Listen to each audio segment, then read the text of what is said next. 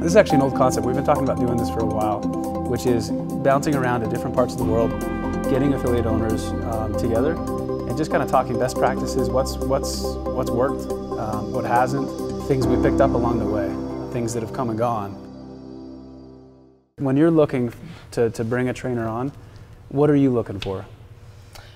I can tell you what I do, because I don't know if I actually always have what I'm looking for. Okay. You know, so I have them watch 3 classes, and the first class they literally just take a timeline of the class. It's a class that I coach, so I have reference of what's going on, and they do a timeline of the class, and they're just supposed to write every detail with a timestamp that they see, and that's really helpful to me because now I get an idea of what they saw, what they thought was important to write down.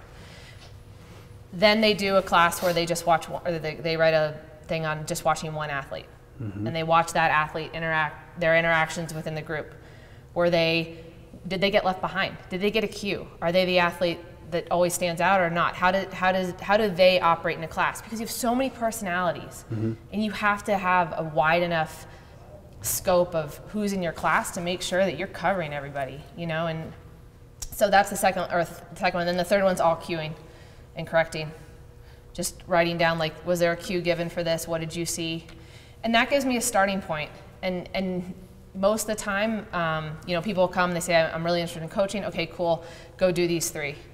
And that gives me a really good baseline for, are they seeing the stuff that I want them to see? Do they have the potential to move forward?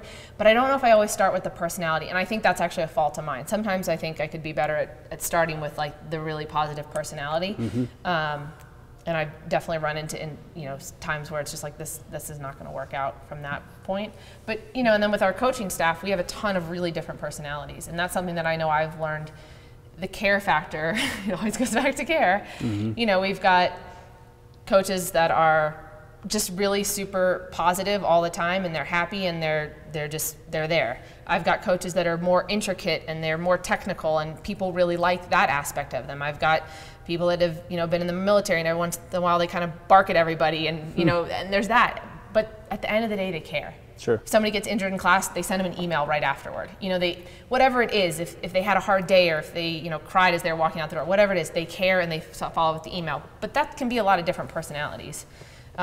So we start with that. I start with that. Okay. That just gives me a good baseline of like, what are, you know, Pat talked about the inherent qualities of just the business side of like responding to an email, or those are things that aren't necessarily trained or taught. They're just kind of what you feel like you need to do. Sure. And I think a lot of that is the basics of coaching, you know. Sure.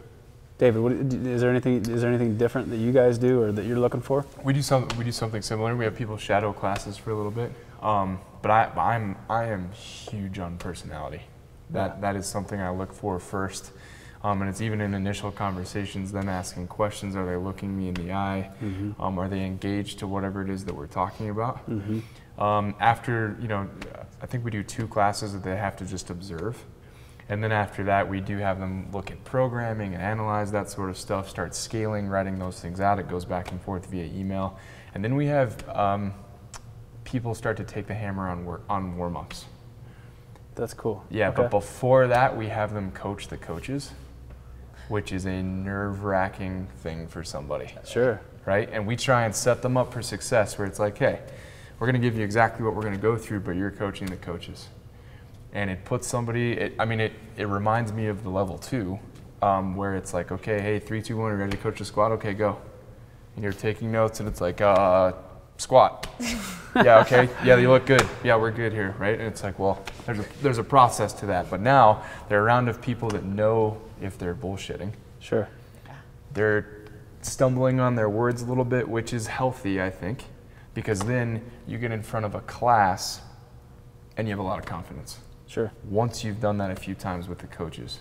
But it's also kind of a respect factor from the coaches that this person is willing to get in front of them, be nervous, sweat it out a little bit, and try and get through it. Yeah, that's an uncomfortable scenario to put them through. That's cool.